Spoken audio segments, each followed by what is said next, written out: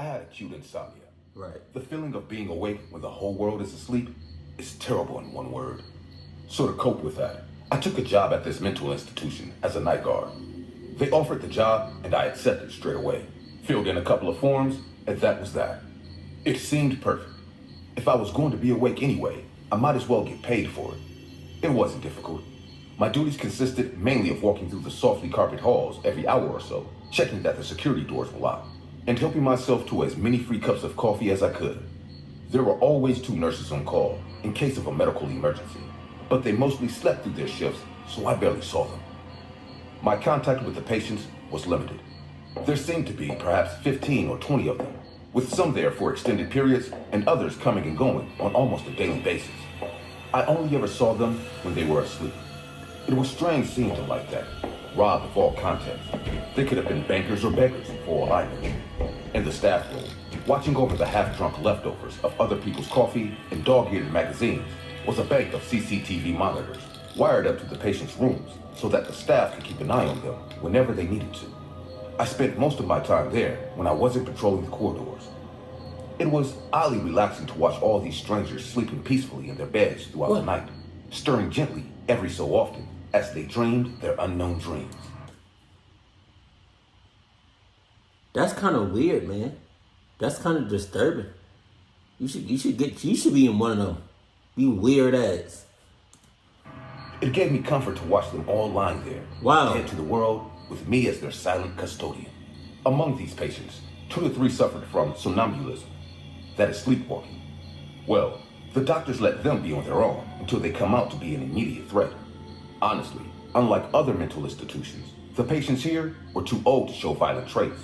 Also, the windows were bolted and made of toughened glass, and all exterior doors were kept securely locked. I used to come across them in the halls and corridors. Sickly patients, whispering to themselves while they performed odd and jumbled actions.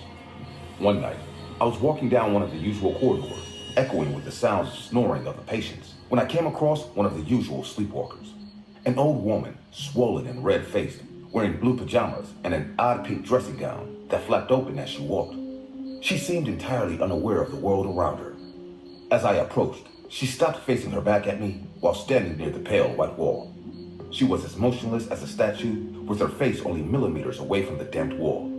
Suddenly, she spoke as I tried to walk past. You are gonna do a terrible thing. I stopped myself and gazed confusedly at her thin gray hair dangling in the air slowly. I'm sorry, she said again.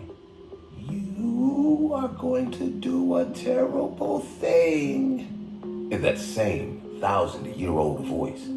Are you talking to me? There's no one else here. You sure? That was true. But usually, the sleepwalkers are too wrapped up in their own nocturnal fixations to register other people, let alone speak directly to them. This was something of a novelty.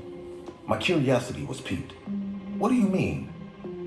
You are going to do a terrible, terrible thing, and there will be no one to blame but yourself.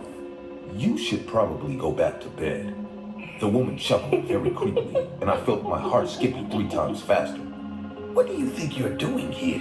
She asked without turning her face at me. I couldn't help but laugh while saying, I work here, looking after you guys. You really think you can just walk into a job like that off the street in a medical facility of all places? There was no way she could have known about that. She went on saying, Is it very plausible? Is it? In fact, when you think about it, nothing about this place really adds up. You really haven't thought this through. I just stood there staring, with the wonder and a sense of discomfort rising in my chest. Maybe I was hallucinating again. I have to go, I mumbled, unsure of what else to do. My palms were filled with Then go! I walked down the corridor, breathing an inward sigh of relief, turning back to this weird woman. Her downright confrontational behavior made me question, was she even sleepwalking in the first place? I went to the staff room with a cloudy mind. I was surprised to see one of the nurses at the table, a fresh cup of mud-brown coffee steaming in front of her. She too sat facing her back to me. The patients are lively tonight, I said. You can't hide from things forever. It was the exact same voice I heard a few moments back from that patient's mouth. Sooner or later, you'll have to face reality. And the longer you leave it, the worse it will be. It felt as though an electric shock had rattled through my body. I ran around the table to see her face, but when I did, I found that her eyes were closed and she wore this sanguine expression of someone lost in a deep and dreamless sleep. You got it. There was a very disturbing grin residing on her meditating face. Small bubbles were forming at the corner of her lips. Just then, the bank of TV screens on the wall behind me fiercely crackled, lighting up the cramped little room with a brief flare like a flash of lightning from behind a dark cloud. I turned to face them and saw blood dripping down from those CCTV screens. But one by one, a picture flickered into life on each of the monitors, each showing a different scene in grainy black and white. It took me a moment to resolve the overexposed images into recognizable shapes and figures. On each screen, the camera showed a human figure standing in the hallway while jerking his head and entire body in a possessed manner. All at once, every screen exploded, creating a huge collision. In the chaos of motion, I could see all the patients standing right in front of me with wide-eyed and panic-stricken faces. Their mouths were stretched open in silent screams. It took me some time to notice inside their mouth, all of their tongues were cut off. Oh. There they stood like statues. I screamed, saying, "What the hell? Why are you doing this to me?" None of them replied. Suddenly, that woman whom I met in the hallway came out from the dark corner and stood in front of my face. For the first time, I saw her, and in that very second, I recognized her. She has been my first victim. She was the first person enlisted in my list as I set out to be the nocturnal creature, killing poor people to cope with my insomniac maniac mind. But you were dead. What is this place? I don't want to be here. Slowly, I started recognizing each one of these patients. They were all my victims once. Murdering them in the most brutal way possible landed me up in this mental institution. God damn. I would have gone to lifetime imprisonment or hanged till death, but I forced my lawyer to set up my case in a more cunning way. I told him to present me as a mentally sick person in front of the court. I thought it would be easy to spend time in an asylum than going to prison. But now, I don't want to be here anymore. I'm sick and tired of being scared in my sleep. I wake up every morning drenched in sweat inside this small room, bolted up with the toughest metal bars. I haven't seen the world outside for days. Now I wish if I had just died with capital punishment. What is the point of living like this?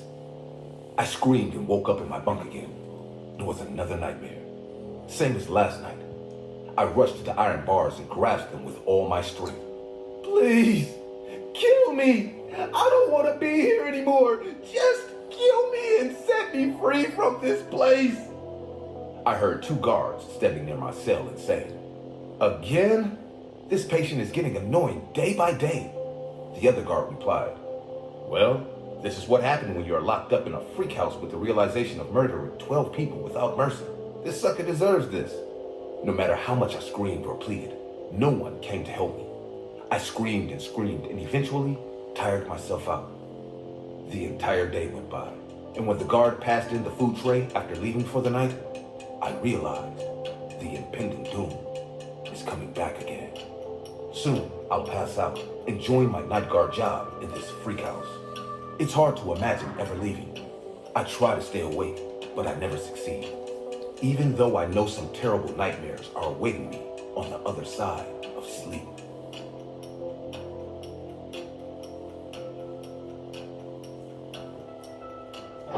Done. Alright, you got it. Hey guys, before starting the next story, I would like to suggest to you guys to subscribe to my channel if you haven't yet. And if you have already subscribed, then you guys are awesome. Okay. I used to be very stupid and reckless in my high school days. Wow. Just to get an adrenaline rush, I didn't hesitate to risk my life. I enjoyed the opportunity and attention of girls for being crazy and too desperate. But too much of anything can never be good. That's exactly what happened to me one night, and since then, I have stopped being the risk taker. I grew up in a small neighborhood in the countryside. My eyes witnessed green paddy fields and big bushy trees in my growing years more than any other kids of today's time. At some distance from our neighborhood stood a rusty abandoned building. Many people approached the mayor to demolish that site and build something useful, but whenever workers started working, things ended up in horrifying accidents. First, a worker was found dead hanging inside the asylum. God damn. His eyes were bulging out from his sockets. The fearful expression on his face was enough to understand that he surely had seen something extremely scary before death. The strangest part was, no one could find the reason behind his suicide. His co-worker said he was absolutely fine when he came for the night shift. A group of 5 workers went inside to take a look at the leaking pipelines when this man got lost somehow. They called out for him and eventually thought he left for home. But when the next day he didn't arrive, they again searched the entire building and found him hanging from the ceiling inside a room. No one has the slightest idea what went wrong with him that night. Many people reported hearing screams and whispers from that asylum after dark, even though it has been long abandoned. We grew up hearing about this haunted asylum, and people in our town avoided that place like a plague after sunset. One day, I was coming home from school with my best friend Sam and my then girlfriend Amanda. Sam started talking about that abandoned asylum. He and Amanda went on rambling about how that place is actually haunted. I told them with a mocking tone, "How old are you guys? 6?" And then laughed at them for believing in these bullshit theories. "What do you mean? All those deaths, the people who saw things there, isn't it enough proof for you?" Sam said. "The people who died there died all by accident or suicide. There's no proof any ghost killed them, and talking about seeing things, there's a word named hallucination." Amanda said in a surprised tone, "You are so wrong. My dad even heard laughter coming from that building one night." I didn't say her dad can hallucinate too, because that would have started a fight, and I really liked her, so I only smiled. But she realized my irony, and they both started nagging me with their stupid theories. Being the overconfident fool I was, I told them we should all go there and see for ourselves tonight. Hell nah. Shit. How about you go there, you tell me what happened, and then let's see if our stories match up. Well, but I'm not going over there, man. I'm not. You got all of that. "Are you out of your mind? My mom would kill me if she knew I went there at night," Sam said in a panicked voice. I laughed harder this time and kind of insulted him for being such a coward. One thing led to another, and we ended up taking a challenge to spend the night there. Amanda warned us not to be so desperate, but Sam and I were ahead of rational senses. We decided to meet in front of the asylum around midnight. Obviously, I had to sneak out after my parents slept, and so did Sam. When I reached the location, I could see Sam already waiting there for me. He seemed too pumped up to prove me wrong tonight. I smiled at him, but he didn't smile back at all. The sound of crickets and frogs singing chorus at the same time created a perfect environment for ghosts to appear. I lit up my flashlight and we started to walk towards the entrance. The place was older than my dead grandpa. I have heard various disturbing incidents used to take place inside this asylum during its active years. Some say a group of mad doctors performed various experiments on mentally deranged patients, which led to many deaths. But they framed the deaths in such a manner that most of them got ruled out as accidents. Some stories went like, a little girl named Lily was born in the asylum and later died drowning in the bathtub. A man named Jesse intentionally grabbed a disconnected electric wire, burnt to death with high voltage electric shocks. Deaths of Civil War soldiers and a patient who was brutally murdered by his roommate were also a part of the history of this asylum before it got abandoned. The building was so vast that it was easy to end up alone despite having company. It was also easy to feel lost amid the maze of hallways and patient rooms covered in peeling paint. There was broken glass all around the floor. Most of the patients' rooms were tattered and messed up with bad excrement and broken pieces of furniture. The beds that once had shackles and leg guards attached to hold down a violent patient was now lying there under thick layers of dirt with reeking bed sheets, dirtier than a dumpster. "What a mess," I exclaimed in disgust while treading down the long corridor. Sam wasn't saying a word. He was walking quietly, and his eyes were moving here and there, looking for something. I knew he was scared, and maybe regretting challenging me. So to ease up the situation, I said, "I have 2 cans of beer. Want one?" Without replying to my question, Why he look like that though? Why that? Why? Hold on now. Hold on now. Hold on now. Hold on now. Hold on now. Why my man look like that? He look like he possessed. Cause you look fine, but why he look like that the whole time? Hold on. he suddenly stopped and said, "Can you smell that?" Oh, Smell what? The smell of burnt flesh mixed with years-old clogged water and dried blood. wow. What the hell is wrong with you, man? Can't you smell it? It's coming from upstairs. I was sure Sam was trying to pull a prank by saying all this gibberish, but I wasn't some easy scared. I said in a firm voice, "Fine, let's go and check upstairs. Also, you don't need the beers anymore. I think you're already drunk." Normally, Sam would often reply back if someone mocked him, but this time, he didn't. I was stunned by his weird behavior. At some point, I felt I don't even know my best friend anymore. Ah, shit. We started to walk upstairs.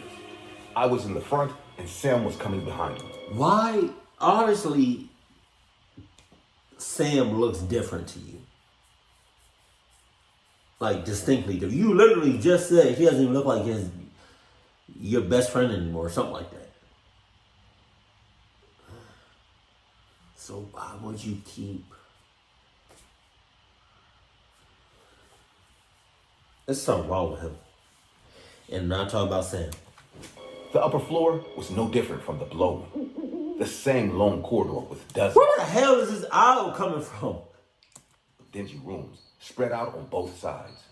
Cobwebs were hanging all over the walls. As I pointed my flashlight ahead, a huge bat flew over our head. I ducked out of reflex. I expected Sam to make fun of me, but again, he didn't. He kept walking while sniffing the air in a very weird manner. He then stopped near a door and said, "Okay, now I know where it's coming from." "You know what?" "The smell I told you about. This is that bathroom where Lily was drowned after being molested. But she got her revenge anyway. The doctor who took advantage of her was also found in that same bathtub the next day." How do you know all this shit? Is it all true, or are you just trying to scare me? Why would I try to scare you? Saying this, he twisted the doorknob, and to my surprise, I actually saw what it was. A big washroom with a huge worn-out bathtub residing at the end. The smell of years-old muddy water pierced my nostrils, and I realized what smell Sam was mentioning all this time. The only thing that shocked me was, how come he smelled the dirty water from downstairs?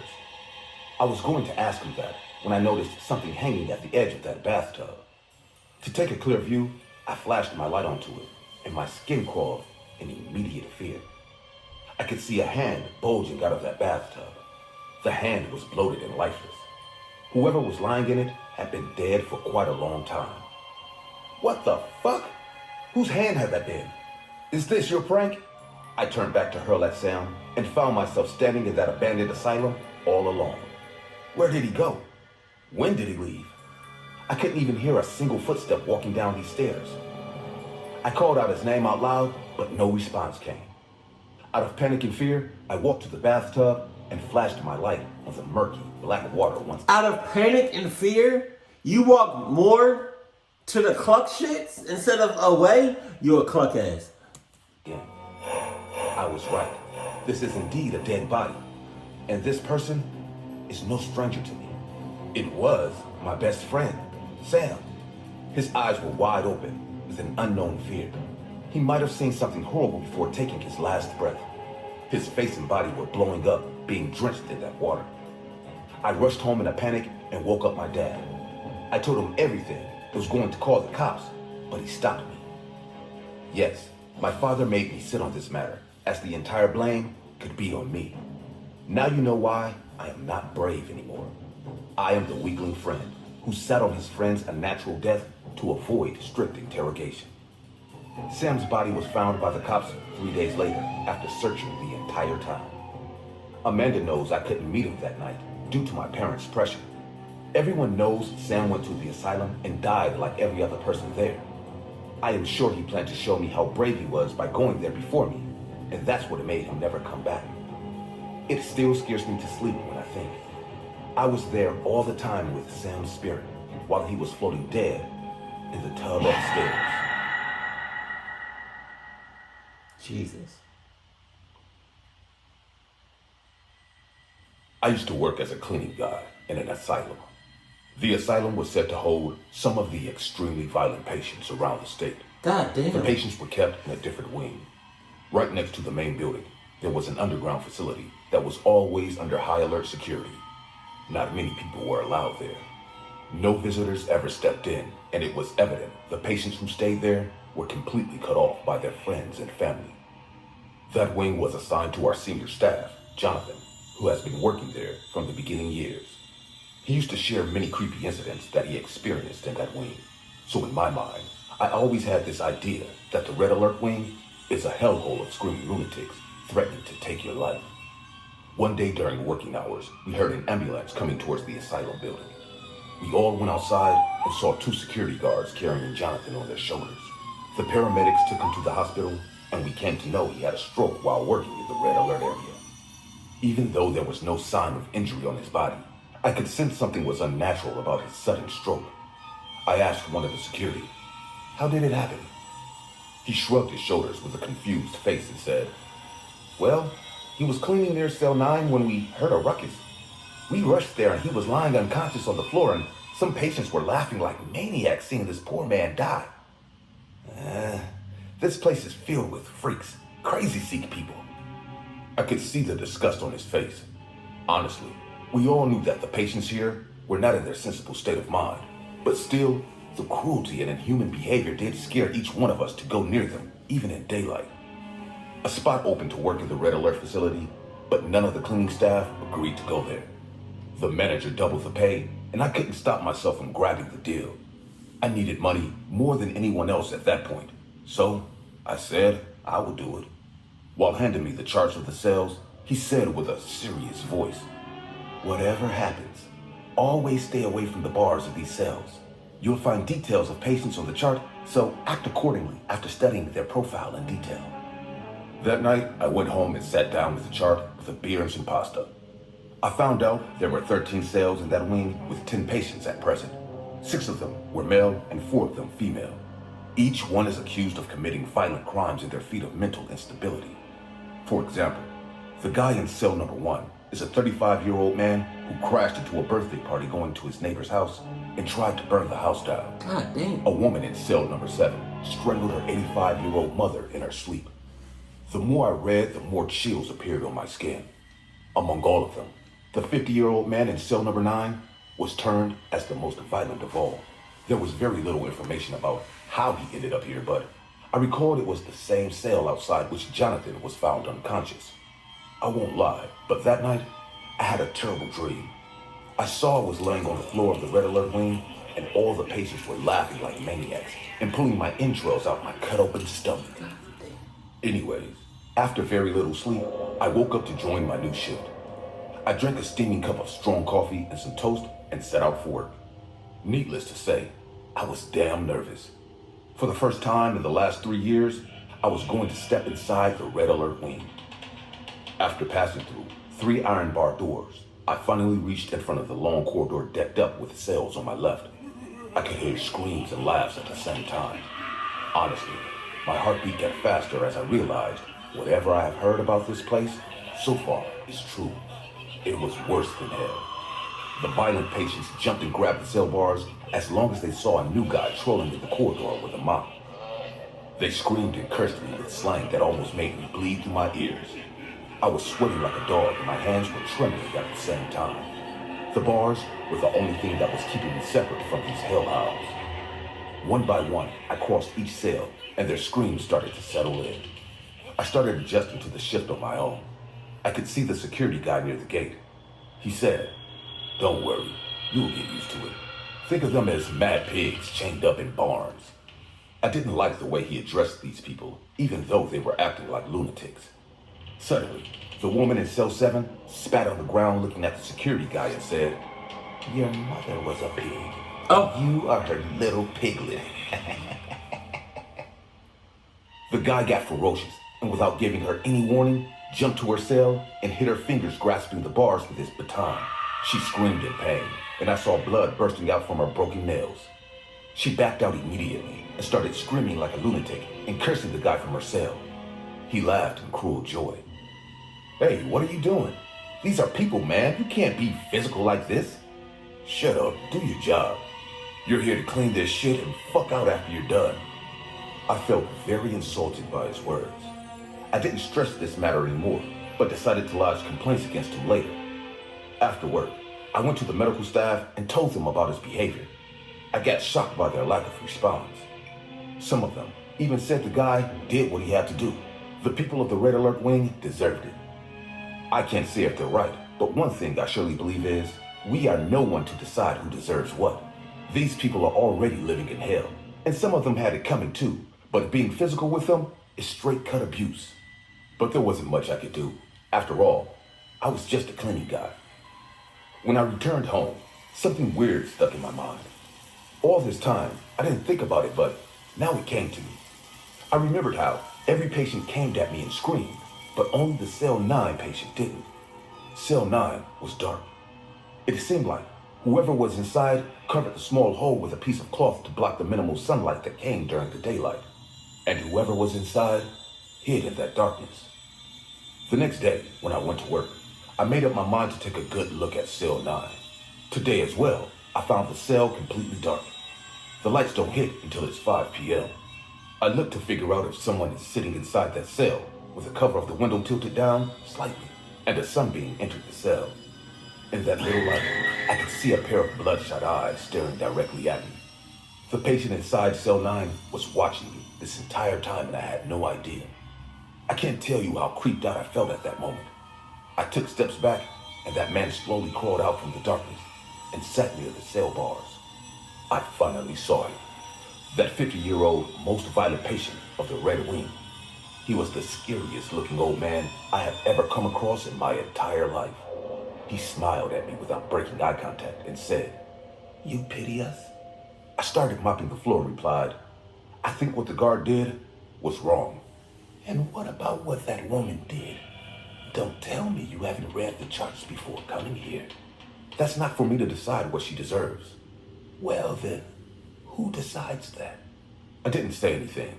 Finished my work quietly that day. I don't exactly remember the time, but I woke up hearing my phone ring. It was one of my colleagues. He worked the night shifts.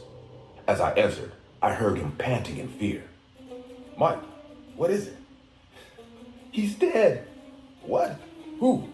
"The security guy in the Red Alert Wing. He was doing a double shift today. I went to offer him coffee and saw a trail of blood on the entire corridor. Damn. He's dead, and he's gone." "Mike, I'm not getting what you're trying to say." "Oh my God." What are you talking about? He just said exactly what happened. "What we do now?" Before I could ask him more, the phone got disconnected. Out of panic, I drove down to the asylum and met with horrible news. Cop cars were flooding outside the gate. A group of cops were searching the asylum and interrogating the night workers. It came to know the 50-year-old man of Cell 9 was cutting the bars of the window every night. Now I realized why he covered it during the day. No one knows how he got hold of the knife and made this impossible escape a success. But before leaving the facility, he stood in front of his cell bar and called out to that security guy. As soon as he came to hit the man slashed his throat and clapped in joy as the security guard bled to death in front of his eyes. He is free again, hiding somewhere, or planning something even more sinister these times. I wish I could know more about him and be able to stop him, but I don't think he will ever come after me too. Will he?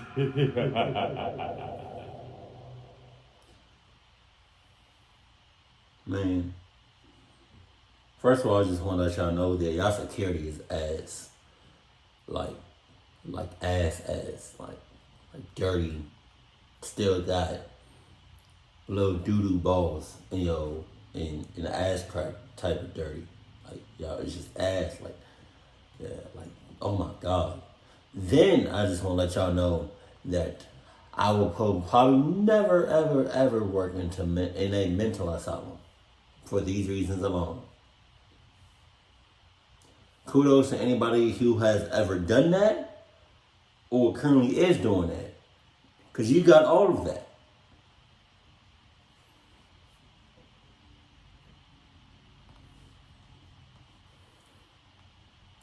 I wonder what would happen if you was to put all these people in, like, that's in a mental asylum, just like in one room. What would happen? You just have it, just create like blood everywhere, just everybody dead within minutes.